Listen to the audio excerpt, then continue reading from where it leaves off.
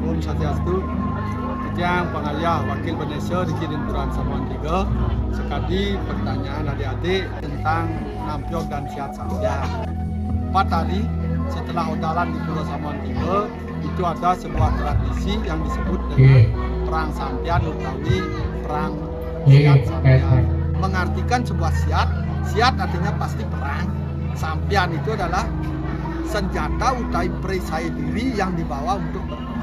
Siat Sampian akan diawali oleh ayah-ayahan yang disebut dengan permas, karena di sini ada dua komponen yang mengambil ayahan pokok selain desa.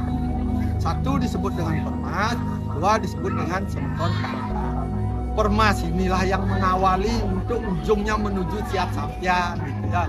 Jadinya permas ini akan melakukan sebuah tarian.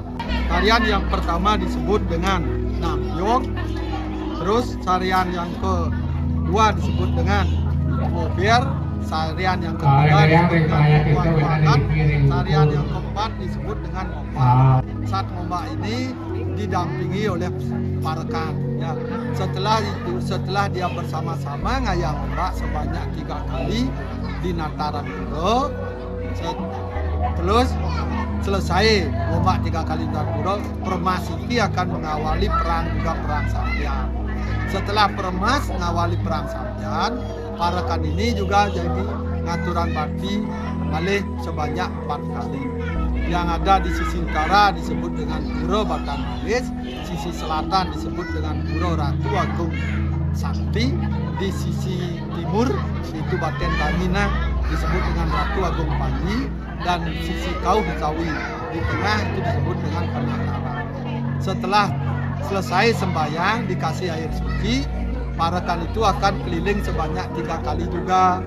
Setelah dia melakukan prosesi keliling 3 kali sambil menari, yang ketiga itu dia akan mengambil sampian yang dipergunakan untuk perang sampian. Perang sampian dilakukan di sisi selatan utawi Bidur Kelon dan di Penataran. Sesudah semua membelah diri menjadi 2 akan berlangsung perang sampian.